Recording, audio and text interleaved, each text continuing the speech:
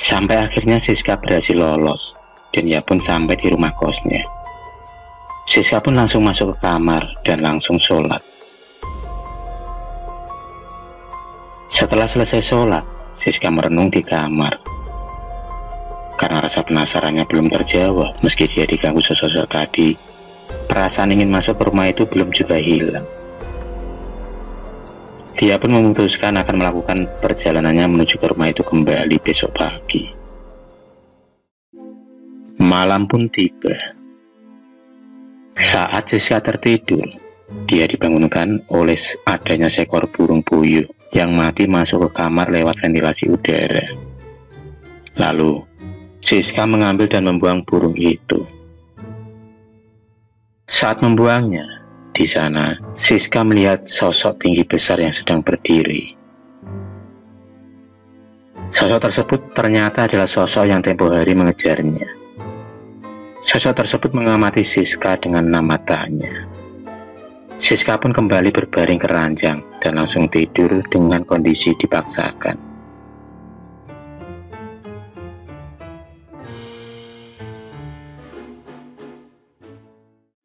Pagi hari pun tiba. Siska terbangun, dan sialnya dia bangun jam 3 sore.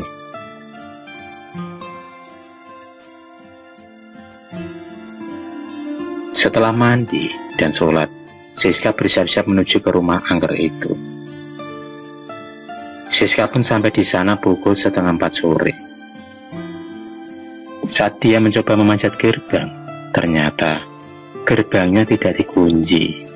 Lalu, dia pun mendorongnya pelan. Kemudian, Siska menuju pintu utama rumah itu. Ternyata pintu rumah utama itu juga tidak terkunci. Siska pun kemudian melangkah masuk ke dalam rumah. Suasana panas dan pengap mulai terasa. Terlihat banyak barang-barang antik. Siska kemudian melangkah mengelilingi setiap ruangan demi ruangan. Tak lupa, dia pun memotret dengan HP-nya untuk mengabadikan isi rumah itu. Perasaannya kini mulai tak tenang ketika dia menemukan 3 kerangka mayat manusia di ruangan yang berbeda. Tiba-tiba, dia tertuju pada cermin antik. Siska pun kemudian bercermin di sana, tapi ia kaget saat ia melihat wajahnya di dalam cermin. Wajahnya yang cantik dan mulus kini berubah menjadi wajah yang menyeramkan.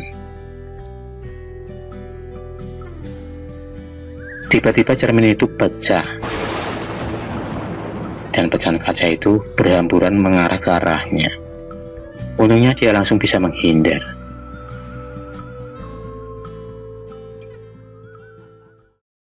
Saat akan beranjak ke ruangan lain, dengan jelas ada sosok berseleweran. Jelas sekali kalau sosok itu adalah sosok kuntilanak. Siska terus saja berjalan sampai kakinya menuju pada ruangan mengerikan. Di sana terlihat tempat perdukunan. Terlihat juga ada 2 tulang belulang mayat yang tergeletak dan ada 2 bingkai foto besar di sana. Itu adalah foto pemilik rumah, sepasang suami istri.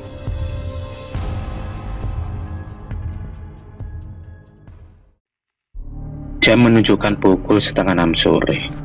Tiba-tiba saja ada suara tawa menggelegar, dan foto itu pun berubah dengan wajah yang menyeramkan.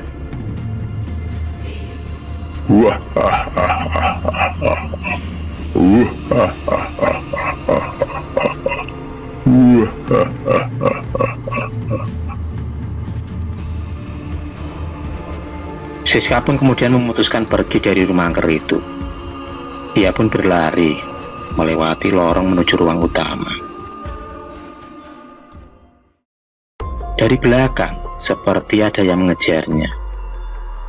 Tapi sialnya motor Siska juga tak ada di luar rumah. Tiba-tiba dia dikagetkan oleh seorang yang menggandeng tangan dan mengajaknya lari masuk ke dalam mobil. Orang orang itu ternyata adalah Mas Hendra dan Mas Dodi.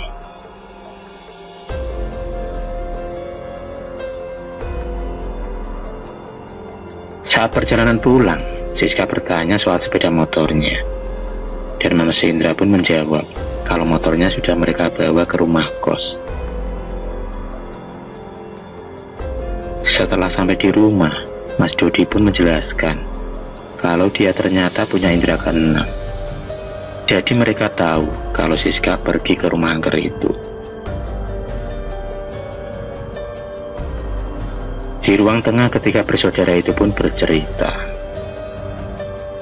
Dulu, pada tahun 1974, ada sebuah keluarga miskin. Karena mereka terhimpit oleh hutang piutang, keluarga itu pun melakukan pesugihan. Pesugihan itu dilakukan oleh sepasang suami istri yang melakukan perjanjian dengan sosok jin paling kuat. Mereka harus melakukan tumbal setiap setahun sekali. Tumbal pertama adalah anak seorang petani miskin. Yang kedua, ada seorang wanita hamil. Hingga seorang anak kecil juga. Setelah melakukan tumbal, mereka menjadi orang kaya. Mereka menjadi sangat sombong sampai akhir tahun 80-an. Pada saat mereka akan melakukan ritual, entah kenapa, mereka tertidur pulas. Hingga akhirnya, satu persatu keluarga itu pun mati dengan kondisi yang sangat mengerikan. Hingga sekarang ini, rumah itu akhirnya kosong. Menurut cerita masyarakat yang beredar, mereka terlelap karena permainan jin yang dijanjikan. Karena sebenarnya jin itu ingin juga mereka jadi tumbal. Mas Dodi juga mengatakan kalau Siska juga menjadi incaran sosok itu. Dan dia pun bertanya kepada Siska, apakah tadi sempat mengambil gambar di rumah angker itu. Siska pun mengiyakannya. Tolong hapus, Dik. File-file foto itu mengandung kutukan.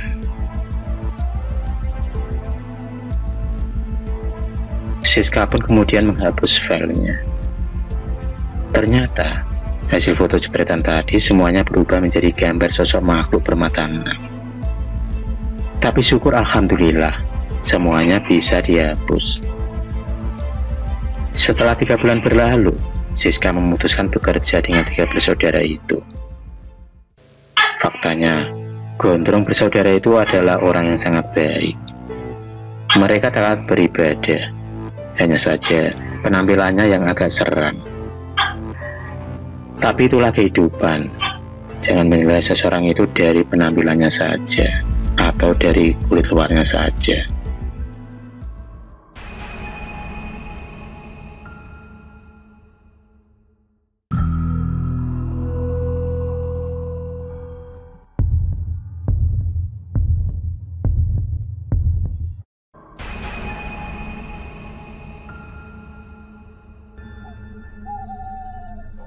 Terima kasih sudah menonton video cerita bergambar ini.